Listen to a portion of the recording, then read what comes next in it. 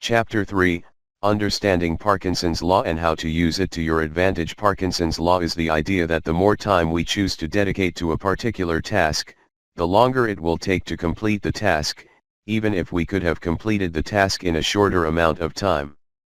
First observed by Cyril Northcote Parkinson in his 1955 article published in The Economist, he noted, "It is a commonplace observation that work expands so as to fill the time available for its completion. Thus, an elderly lady of leisure can spend the entire day in writing and dispatching a postcard to her niece at Bognor Regis.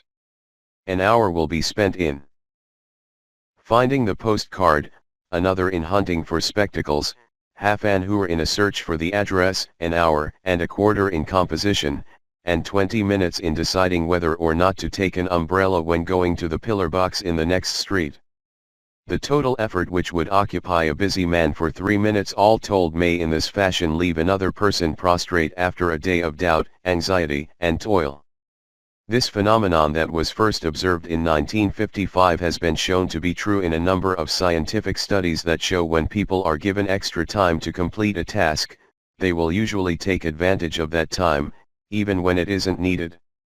The theory is that if you give yourself a week to complete a 2-hour task, then, psychologically speaking, the task will ultimately increase in complexity and become much more daunting in order to fill that week. It might not even fill the extra time with more work, but rather more stress and tension about having to complete it. By assigning the right amount of time to your tasks, you can gain back more time, and those tasks will decrease in complexity and return to its natural state.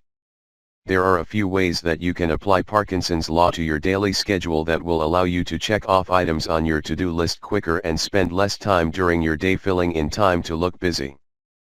Running against the clock. Take the time to make a list of all your tasks and then divide them up by the amount of time it takes for you to complete them. Then give yourself half that time to complete each task. Giving yourself half the time to complete tasks forces you to make the time limit crucial. You want to make sure that you treat these reduced time limits like any other deadline, and see those deadlines as unbreakable.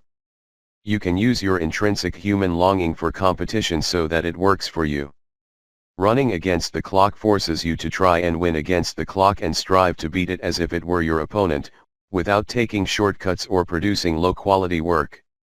This can be particularly helpful if you have trouble taking your own deadlines seriously. This exercise, at first, will partially be an exercise to determine how accurate you are predicting how long a task will take to complete. Some of your time estimates might be spot on, to begin with, and some might be overly inflated. For the tasks where your time estimates are spot on, you won't be able to beat the clock if you cut the time in half, so experiment with longer times. You don't want to just jump back to the original time allotment that you set for these tasks, because there may be a more optimal period in between.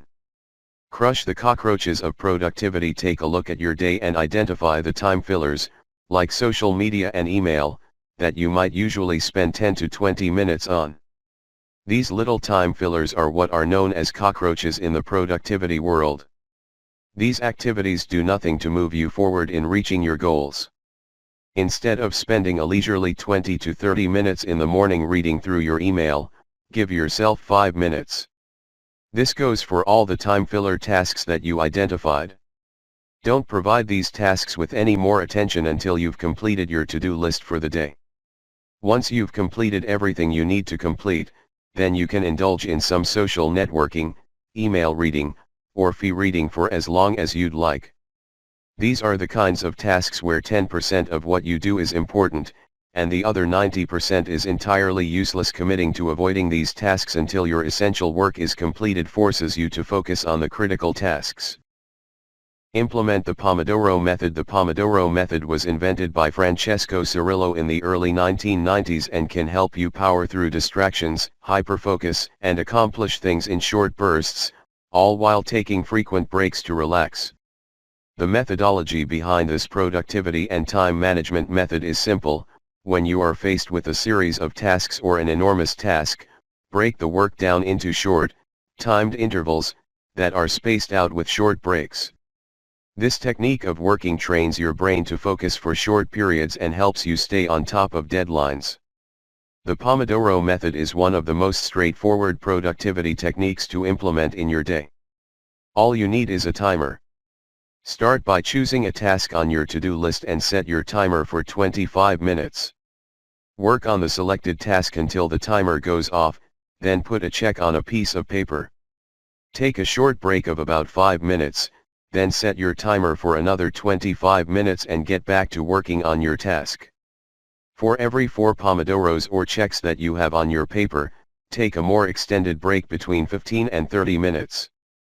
If you repeat this process of working in 25-minute intervals, with short breaks in between, you'll find that you get a lot accomplished, while taking the necessary breaks to help you relax and recharge your brain. It is important to note that if you are distracted during your 25-minute session, for any reason, you either have to end the Pomodoro there, or you have to postpone the distraction until the Pomodoro is complete.